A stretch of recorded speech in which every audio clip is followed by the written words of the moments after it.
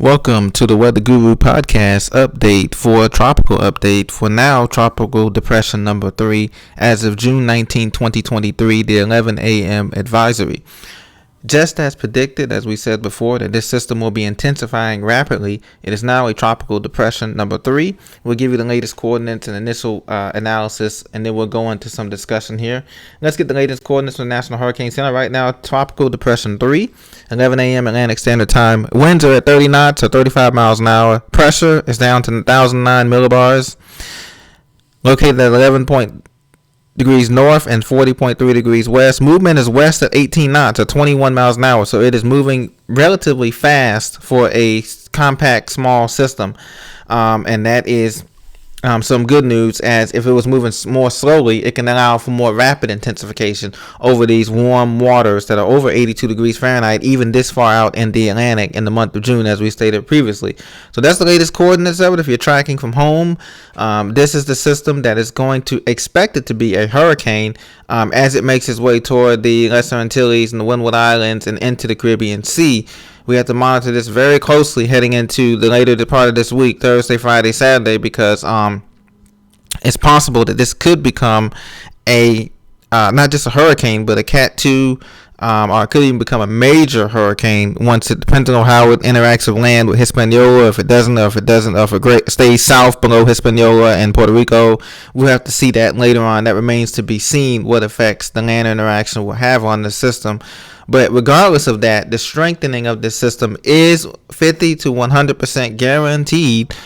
With everything, the environment, the current environment that it is in, it's definitely going to become a hurricane, probably as early as Thursday. Sometime on Thursday. We have to see the timing on that, and I'll show you the cone and everything once we get there. So Tropical Depression 3, the first advisory has been issued officially by the National Hurricane Center in Miami, Florida, if you know. So we're going to take you to the graphics here. I want to show you the cone here. The cone has a 250-mile nautical mile error to it, as you can see. At 8 a.m. Saturday, the cone puts it just south of Puerto Rico, just south of a couple hundred miles south of Puerto Rico there, as you can see, as a hurricane. So this tells you right now that it's already going to become a hurricane by Wednesday night. As I said before, 8 p.m. Wednesday, the system will already be a hurricane even before it approaches the Lesser Antilles here. It'll be a hurricane. It'll impact the Lesser Antilles here. Looks like it's coming anywhere between St. Vincent, St. Kitts and Nevis, Guadeloupe, those islands maybe. And they'll be coming in between those islands, something like that. They'll be issuing warnings probably Thursday for these islands, in the Windward Islands, the Leeward Islands, as it interacts with that. But it'll be quick moving. By Saturday, the conditions will be improving for the islands, and then it'll be on to Puerto Rico, DR, Dominican Republic, Hispaniola, possibly interacting Haiti as well. We'll have to wait and see if it continues on this west-northwest track, So that's what we have right now. I want to show you the current infrared satellite loop and point out to you that it's looking very healthy in all four quadrants. If you divide the storm in all four quadrants here, the system has great outflow. As you can see, the fanning out of the cirrus clouds, high cirrus clouds, way and high up in the atmosphere. This is satellite image here from the Central Atlantic, courtesy of Tropical Tidbits here.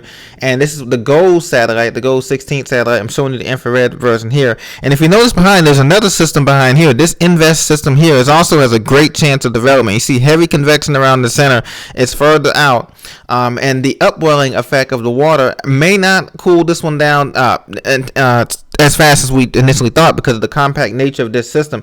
This system is growing, though. As you can see, it's getting bigger, a couple hundred miles across now. Before it was a compact blob. Now it is getting better organized, and a tropical storm is probably expected by either tonight or tomorrow morning. This thing will be a tropical storm. And I want to show you the water vapor loop. This will show you what you're working with here too. It's good. You can see the dry air that the system is going to be going into, but you see a band of moisture here developing from Trinidad and Tobago out toward a couple hundred miles northeast of the system. So there is a band of moist air here that's going to allow it to intensify. Obviously, it's in a big moist zone here, as you can see, with these three waves coming up lined up. Look at these three waves are stacked up, the trifecta. We have Tropical Depression 3 here. We have another Invest here that could become a tropical depression after this system moves on. And then we have another wave coming off Senegal, the Gambia area right here that looks pretty impressive for June.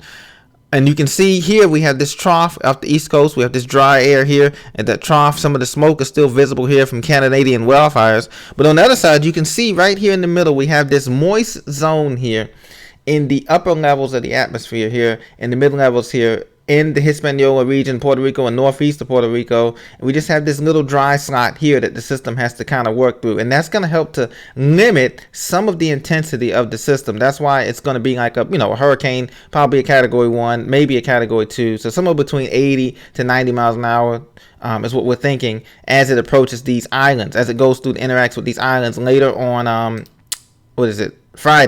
Friday morning, okay?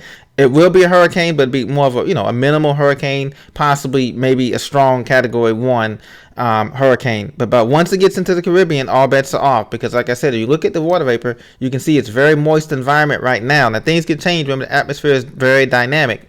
But however, if you have interest in the Caribbean islands, say from Guadeloupe, Saba, St. Kitts, St. Nevis, U.S. Virgin Islands, Puerto Rico, Dominican Republic, and Haiti, by Friday and Thursday, you need to tell them that this weekend is not the weekend you want to be doing any boating or cruising activities or anything like that, because it's going to get very rough, and the winds and the wave, and the power outages could be very possible in these islands. Okay, now once beyond that time frame, Saturday's time frame, things are still up and up with the models, the spaghetti models that they use at National Hurricane Center, but typically we will say these storms follow a couple of patterns. It could curve out like this, follow around the periphery of the Bermuda High. If the high pressure is strong right now, which is the influence, the Bermuda High, the Azores High, if you want to call it that, it is strong right now. That means the system will continue on the north-northwest track, very much what like what other systems we've seen in the past have done. It will continue on the north-northwest track and possibly curve out the sea like that. Or if it does not follow that pattern, it will continue north-northwest, and if it gets into the Gulf, obviously you have a stronger system, okay?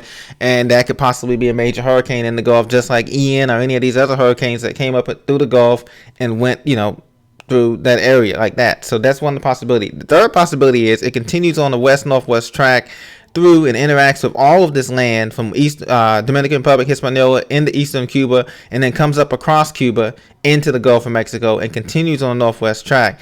That's a possibility too. The other last possibility is it continues westward. Now the system right now the cone doesn't have it continuing westward through the Caribbean Sea, but that could be a possibility depending on the atmospheric dynamics later on during the week, which the models will be feeding into. And another thing to note here too is that the wind shear, as you can see, is very low, a couple hundred miles east of the Antilles and out here. As you can see, the system is getting organized here. Has very high convection on the west side, and slightly less convection on the southeast side, but it's still a strong convective system. So wind shear being low, there is wind shear coming up here at the islands right now. There's wind shear coming out of the northwest in the mid levels of the atmosphere, as you can see here in this little divergence here, but that's expected to dissipate. So the storm has all the opportunity to be strengthening here. Let's see, I want to show you also the I showed you the water vapor. Let's see if I can show you the true color combo here. And you can see here what we have going on here. That's kind of a hard loop here. Let me go back to the water vapor regular here. I want to show you there we go. Okay, this is here is, I'm going to pause it here for you. And you can see what we have here, the setup here. So we have some dry air, but mostly all of this, you see the system is right there, Tropical Depression 3. We have a bunch of moist air here as depicted by all these clouds here in the water vapor loop, okay? So it's out here where the system is going to strengthen because there's no wind shear. There's high moisture in the atmosphere and warm seawater, so that's all it needs to strengthen to a hurricane before it gets into the islands in the Caribbean. Now, there is a little bit of dry air north, but the system is not expected to go north up here and curve out to Bermuda, at least not right now. So that's why thinking is that it will be strengthening rapidly to a hurricane by Thursday, Friday, impacting these islands, and then from there, all bets are off because, like I said, atmospheric conditions could be changing. It could be a front coming across the United States. Right now, the jet streams are way high north here, as you can see, and there's other patterns that could affect the system or not affect the system, as we've seen with Hurricane Ian last year, and a couple of other systems that kind of defied all odds. So sometimes these systems, especially when they become hurricanes and mature hurricanes, have their mind of their own. Even though you would think, dry air, cold water, or whatever would affect it, sometimes It doesn't, because the system may be going through an IRAW replacement cycle. It may be going through some other type of structural changes. One of the things too I want to mention too about the intensity forecast by National Hurricane Center, this all depends on the speed. Okay, if the system slows down, let's say the steering current slow down on Wednesday or Thursday out here in the Atlantic before it gets to the islands here, okay, that means that the system has more chance to strengthen more rapidly. Okay, now if it speeds up, the opposite effect is true. Okay, if it's moving right now, it's moving west at 21 miles an hour. What if it's moving west at 35 miles an hour or something crazy like that? That means that it has less chance to strengthen out here in the open water before impacting some of this land mass anyway, and that means it'll be a weaker system. But right now, my thinking is that the speed will continue to at least go west at 20 miles an hour, 21 miles an hour, and only slow down maybe to 18 or 17 miles an hour, which will be negligible as it affects the islands. And it still will be negligible because these islands shouldn't have too much of an impact on the circulation of the system, because as you know, most islands are pretty small on the Lesser Antilles and the Windward Islands, etc. So it's when it gets into the Caribbean Sea here that we have to really watch out for it as it heads south of Puerto Rico on Saturday. That point depends on how that point changes. If they adjust the cone southward or northward, we'll know that by late Wednesday night into Thursday morning. That's going to be the critical period here to see whether the Hurricane Center adjust the cone northward, northwestward, or adjust it southward, south of Jamaica. That's going to be the critical point, because if it's south of Jamaica, you have you have a decent chance of it going into the western Gulf of Mexico. If it's north of Jamaica and Hispaniola, then Florida, that puts more so Florida, Bahamas into the cone, and that's going to be something after Saturday. Okay, that's going to be something that's going to be very, very important to watch. So I just want to bring that out to you ahead of time. We still have 5 or 6 days to watch this before it gets into affecting possibly the continental United States. But right now, our concern is for the Caribbean areas, and if you're in the U.S. Virgin Islands, Puerto Rico, Anguilla, Barbuda, St. Kitts, St. Nevis, even Barbados, all of you guys need to pay attention and to make preparations for a Category 1 hurricane, at least, maybe even a high-end Category 1 hurricane, possibly Category 2, winds 80, 90, 100 miles an hour, affecting your area. And so just make preparations for that. Power, food, water, tarps, stuff like that need to be in place. And then the U.S., continental U.S., everybody, you need to start making preparations, thinking about preparations this coming Sunday. After Saturday, Sunday, Monday, Tuesday, that time frame, it'll be covered enough ground for the computer models to know whether it's going to be in Florida, or whether it's going to curve out the sea, or whether it's going to be a western Gulf of Mexico thing, say for New Orleans, Alabama, or those areas. Okay, so thank you very much for listening. Please be sure to subscribe to this channel for the latest breakdown of all the systems and hurricanes here at the Weather Guru Nation. Thank you for listening.